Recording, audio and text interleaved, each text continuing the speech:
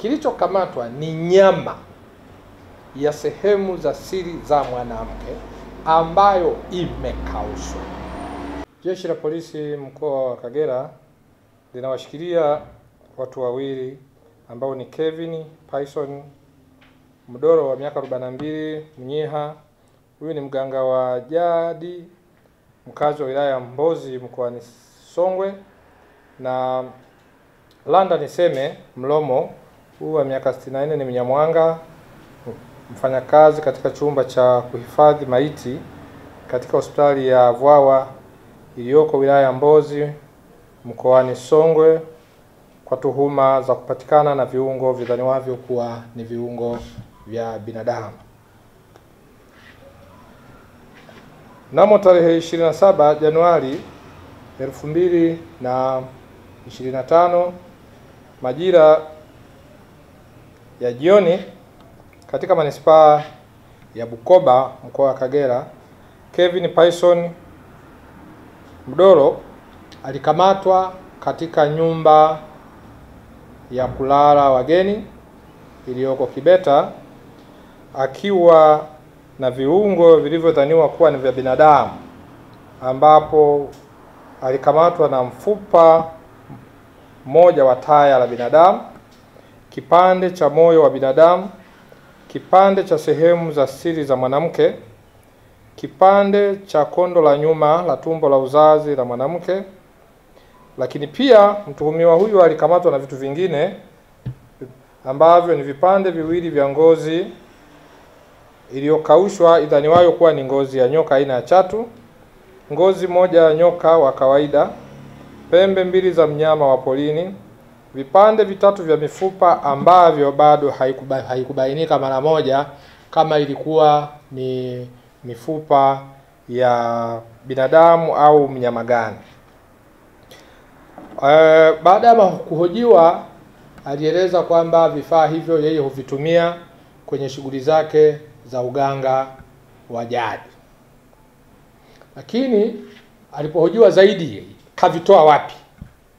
Alieleza kwamba viungo hivyo au vitu hivyo alivyokamatwa navyo alipewa na mtu mmoja aliyemtaja kwa jina la Landa Niseme Mlomo kuwa ndiye aliyempatia viungo hivyo huko Mbozi mkoani Songwe.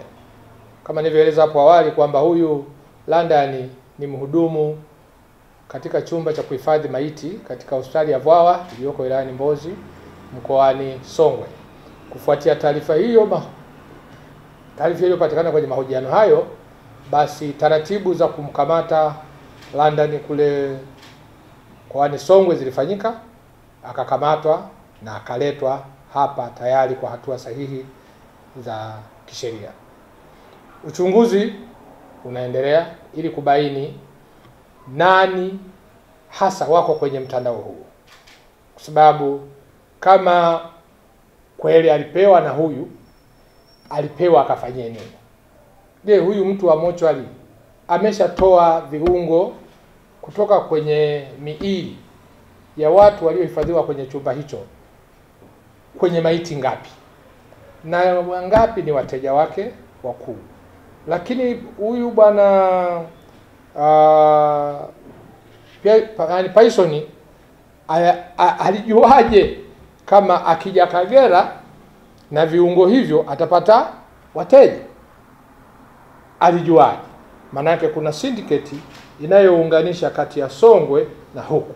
Sasa kusudio letu ni kufumua huu mtandao mzima, sababu leo hawa wamepata kwa mhudumu wa chumba cha maiti.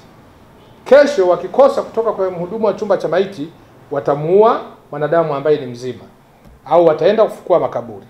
Sasa ili kuondokana na hili, basi lazima tuhakikishe kwamba tunaubomoa kabisa mtandao mzima ambao nani washiriki, nani wateja, lakini nani wako katikati hapa, kwa sababu kutoka Songwe kuja mpaka huku ni kilomita nyingi. Nini kilimleta huyu mganga wa kienyeji kuja huku? kilichomwaminisha kwamba huku kuna soko. Ni wazi kwamba kuna watu ambao walimwambia njoo huku tutafanya biashara, na yawezekana tulimwahi kabla hajaingia na hivi viungo vyake sokoni. Kwa hiyo lengo letu ni kuhakikisha kwamba tunaubomoa mtandao mzima na kuhakikisha kwamba matukio haya hayajirudii. Tukumbuke ni miezi michache iliyopita, kwa maana ya mwishoni mwa mwaka jana, tulimpoteza mtoto Asimwe huku kwa tamaa hizi za watu wanaotafuta kujipatia fedha kwa haraka kwa njia ambazo sio sahihi. Sasa isifike mahali watu wakaona Kagera ndio mahali ambapo biashara hii inaweza kufanyika. Tahakikisha kwamba hili linafika mwisho, na wote walioshiriki kwenye mtandao huu basi tutawafikisha mbele ya vyombo vya sheria, kwa maana mahakamani, ili haki iweze kutendeka na hili lisiendelee kutumika na hatimaye kuendelea kuathiri maisha ya Watanzania wasio na hatia. Mfupa peke yake huwezi kusema huu ni sehemu za siri. Kilichokamatwa ni nyama ya sehemu za siri za mwanamke ambayo imekaushwa. Lakini pia hata hilo kondo la nyuma la kwenye mfuko wa uzazi na lenyewe limekaushwa, sio kwamba bichi linalonuka, no, limekaushwa. Hayo yote yako kwenye mchakato sasa wa kuendelea, tufike mwisho tuone vilikuwa vina mlinki na nani, kwa sababu ishu ya kwamba hiki ni kiungo cha binadamu hata kwa kuitazama halina ubishi, lakini la nani, hayo ndo yanaendelea sasa. Mwisho wa siku ije itulinki, tutakapokuja kubaini kwamba kumbe kuna mtu alishawahi kuonekana hana kiungo na sisi tayari tunacho huku, basi utaratibu wa kupata muunganiko wa vinasaba utafanyika kwa familia husika na huku.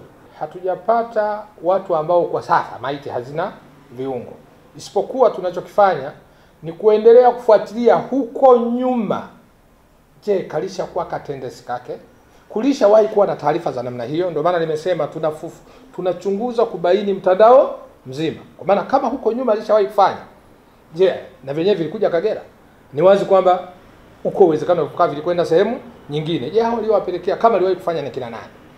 Manake je, network nzima kwenye hili linahusisha watu gani? Ndio maana tunasema tutaendelea kuchunguza kuhakikisha kwamba washiriki wakubwa kwenye hili ni watu gani. Labda niliweke hivi.